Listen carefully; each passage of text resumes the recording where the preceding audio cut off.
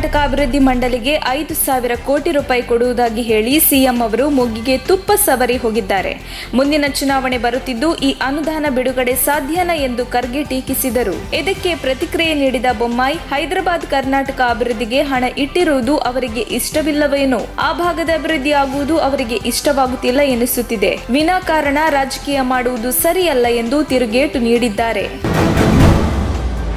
ರಾಜ್ಯದ ಸೂಕ್ಷ್ಮ ಪರಿಸರ ಪ್ರದೇಶಗಳಲ್ಲಿ ವನ್ಯಜೀವಿ ಧಾಮಗಳಲ್ಲಿ ಯಾವುದೇ ಕಾಮಗಾರಿಗಳನ್ನು ಕೈಗೆತ್ತಲು ಸಾಧ್ಯವಿಲ್ಲ ಎಂದು ಕೇರಳ ಸರ್ಕಾರ ಸ್ಪಷ್ಟಪಡಿಸಿರುವುದಾಗಿ ಮುಖ್ಯಮಂತ್ರಿ ಬಸವರಾಜ ಬೊಮ್ಮಾಯಿ ತಿಳಿಸಿದ್ದಾರೆ. ಇಂದು ಕೇರಳ ಮುಖ್ಯಮಂತ್ರಿ ಪಿನರಾಯಿ ವಿಜಯನ್ ಅವರನ್ನು ಭೇಟಿಯಾದ ನಂತರ ಮಾಧ್ಯಮದವರಿಗೆ ಪ್ರತಿಕ್ರಿಯೆ ನೀಡಿದ ಬೊಮ್ಮಾಯಿ, ಕೈಂಗಾಡ್ ಕನಿಯೂರು ರೈಲು ಮಾರ್ಗ ಸೇರಿದಂತೆ ವಿವಿಧ ರೈಲ್ವೆ ಮತ್ತು ಹೆದ್ದಾರಿ ಯೋಜನೆಗಳಿಗೆ ಸಂಬಂಧಿಸಿದಂತೆ ಸಹಮತಿ ನೀಡುವಂತೆ ಕೇರಳ ಸರ್ಕಾರ ಕೋರಿತು ಎಂದು ತಿಳಿಸಿದರು.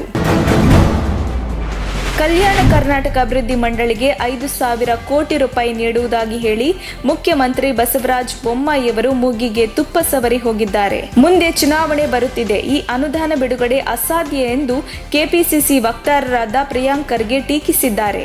ನಗರದ ಜಿಲ್ಲಾ ಕಾಂಗ್ರೆಸ್ ಕಚೇರಿಯಲ್ಲಿ ಪತ್ರಿಕಾಗೋಷ್ಠಿಯಲ್ಲಿ ಮಾತನಾಡಿದವರು, ಬೊಮ್ಮಾಯಿಯವರು ಮೋದಿಗಿಂತಲೂ ಸುಳ್ಳು ಹೇಳುವುದರಲ್ಲಿ ನಿಸ್ಸೀಮರಾಗಿದ್ದಾರೆ.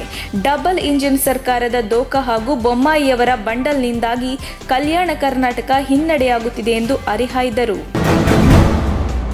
ಚಂಡೀಗಢದ ವಿಶ್ವವಿದ್ಯಾಲಯದ ಹಾಸ್ಟೆಲ್ ವಿದ್ಯಾರ್ಥಿನಿಯರ ಖಾಸಗಿ ವಿಡಿಯೋ ಸೋರಿಕೆ ಪ್ರಕರಣಕ್ಕೆ ಸಂಬಂಧಿಸಿದಂತೆ ನಟ ಸೋನು ಸೂದ್ ಜನಕ್ಕೆ ವಿನಂತಿಯೊಂದನ್ನು ಮಾಡಿಕೊಂಡಿದ್ದಾರೆ.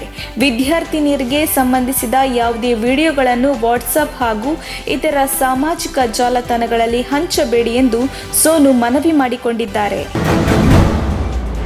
ಉತ್ತರ ಪ್ರದೇಶದಲ್ಲಿ ಅತ್ಯಾಚಾರ ಪ್ರಕರಣಗಳು ಏರುಗತಿಯಲ್ಲಿ ಇರುವ ಸಮಯದಲ್ಲಿ ಆತಂಕಕಾರಿ ಸಂಗತಿಯೊಂದು ಬೆಳಕಿಗೆ ಬಂದಿದೆ. ರಾಜ್ಯದಲ್ಲಿ ಪ್ರತಿ 3 ಗಂಟೆಗೆ ಒಮ್ಮೆ ಅತ್ಯಾಚಾರ ನಡೆಯುತ್ತಿದೆ ಎಂಬ ಮಾಹಿತಿ ಈಗ ಹೊರಬಿದ್ದಿದೆ. ಯುಪಿ ಪೊಲೀಸರು ಅತ್ಯಾಚಾರ ಪ್ರಕರಣಗಳಲ್ಲಿ ತೋರುತ್ತಿರುವ ನಿರಾಸಕ್ತಿಯಿಂದ ಅತ್ಯಾಚಾರ ಪ್ರಕರಣಗಳು ಹೆಚ್ಚಾಗುತ್ತಿದ್ದು, ರಾಮರಾಜ್ಯ ಎಂದು ಹೇಳಿಕೊಳ್ಳುತ್ತಿರುವ ಉತ್ತರ ಪ್ರದೇಶ ಇದೀಗ ಅತ್ಯಾಚಾರಕ್ಕೆ ಹೆಸರುವಾಸಿಯಾಗುತ್ತಿದ್ದು, ಇಡೀ ದೇಶವನ್ನೇ ಬೆಚ್ಚಿ ಬೀಳಿಸಿದೆ. ಮುಂಬರುವ ಗುಜರಾತ್ ವಿಧಾನಸಭೆ ಚುನಾವಣೆಯಲ್ಲಿ ಬಿಜೆಪಿಗೆ ಸೋಲಿನ ಭೀತಿ ಕಾಡುತ್ತಿದೆ. ಹಾಗಾಗಿ ಭ್ರಷ್ಟಾಚಾರದ ವಿರುದ್ಧ ಹೋರಾಡುವ ಹೆಸರಲ್ಲಿ ಆಮ್ ಆದ್ಮಿ ಪಕ್ಷವನ್ನು ನಾಶಗೊಳಿಸಲು ಯತ್ನಿಸುತ್ತಿದೆ ಎಂದು ದೆಹಲಿ ಮುಖ್ಯಮಂತ್ರಿ ಅರವಿಂದ್ ಕೇಜ್ರಿವಾಲ್ ಭಾನುವಾರ ಆರೋಪಿಸಿದ್ದಾರೆ. ಎಎಪಿ ಪಕ್ಷದ ಚುನಾಯಿತ ಜನಪ್ರತಿನಿಧಿಗಳ ಮೊದಲ ರಾಷ್ಟ್ರೀಯ ಸಮಾವೇಶವನ್ನು ಉದ್ದೇಶಿಸಿ ಮಾತನಾಡಿದ ಕೇಜ್ರಿವಾಲ್, ಮೋದಿ ಸರ್ಕಾರವು ತನ್ನ ಪಕ್ಷದ ಸಚಿವರು ಹಾಗೂ ಮುಖಂಡರನ್ನು ಸುಳ್ಳು ಪ್ರಕರಣದಲ್ಲಿ ಸಿಲುಕಿಸಲು ಪ್ರಯತ್ನಿಸುತ್ತಿದೆ ಎಂದಿದ್ದಾರೆ. ಚಂಡೀಗಢದ ಹಾಸ್ಟೆಲ್ ವಿದ್ಯಾರ್ಥಿನಿಯರ ಖಾಸಗಿ ವಿಡಿಯೋಗಳು ಸಾಮಾಜಿಕ ಮಾಧ್ಯಮಗಳಲ್ಲಿ ವೈರಲ್ ಆಗಿರುವ ಪ್ರಕರಣಕ್ಕೆ ಸಂಬಂಧಿಸಿ ಉನ್ನತ ಮಟ್ಟದ ತನಿಖೆ ನಡೆಸಲು ಪಂಜಾಬ್ ಮುಖ್ಯಮಂತ್ರಿ ಭಗವಂತ್ ಮಾನ್ ಆದೇಶಿಸಿದ್ದಾರೆ. ಘಟನೆ ಖಂಡಿಸಿ ಟ್ವೀಟ್ ಮಾಡಿರುವ ಅವರು, ಚಂಡೀಗಢ ವಿಶ್ವವಿದ್ಯಾನಿಲಯದಲ್ಲಿ ನಡೆದ ಅಹಿತಕರ ಘಟನೆಯ ಬಗ್ಗೆ ಕೇಳಿ ಬೇಸರವಾಗಿದೆ. ಘಟನೆಯ ಕುರಿತು ಉನ್ನತ ಮಟ್ಟದ ತನಿಖೆಗೆ ಆದೇಶಿಸಲಾಗಿದೆ ಎಂದು ತಿಳಿಸಿದ್ದಾರೆ.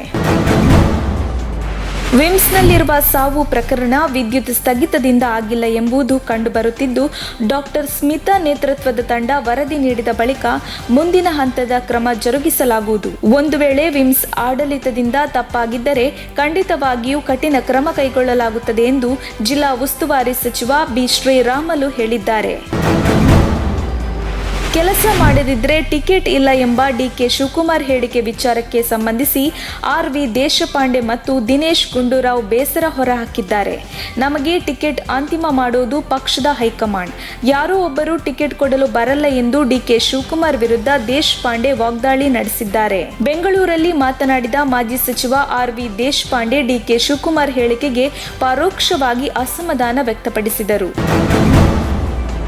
ಬ್ಯಾಂಕ್ಗಳಲ್ಲಿ ಜನರ ಜೊತೆಗೆ ನೇರವಾಗಿ ವ್ಯವಹಾರ ಮಾಡುವವರು ಸ್ಥಳೀಯ ಭಾಷೆ ತಿಳಿದಿರಬೇಕು. ಹಿಂದಿ ಭಾಷೆ ತಿಳಿಯದೇ ಇದ್ದ ಗ್ರಾಹಕರು ದೇಶಭಕ್ತಿ ಹೊಂದಿಲ್ಲ ಎಂದು ಪರಿಗಣಿಸಬಾರದು ಎಂದು ಕೇಂದ್ರ ವಿತ್ತ ಸಚಿವೆ ನಿರ್ಮಲಾ ಸೀತಾರಾಮನ್ ಬ್ಯಾಂಕ್ಗಳ ಆಡಳಿತ ಮಂಡಳಿಗಳಿಗೆ ಸೂಚಿಸಿದ್ದಾರೆ. ಕರ್ನಾಟಕದ ಸರ್ಕಾರಿ ಸ್ವಾಮ್ಯದ ಬ್ಯಾಂಕ್ಗಳಲ್ಲಿ ಕನ್ನಡವನ್ನು ನಿರ್ಲಕ್ಷಿಸಲಾಗುತ್ತದೆ ಎಂಬ ಆರೋಪ ಕೇಳಿ ಬರುತ್ತಿರುವ ಬೆನ್ನಲ್ಲೇ ವಿತ್ತ ಸಚಿವರು ಶುಕ್ರವಾರ ನಡೆದಿದ್ದ ಭಾರತೀಯ ಬ್ಯಾಂಕ್ಗಳ ಒಕ್ಕೂಟದ ಸಭೆಯಲ್ಲಿ ಈ ಆದೇಶ ನೀಡಿದ್ದಾರೆ.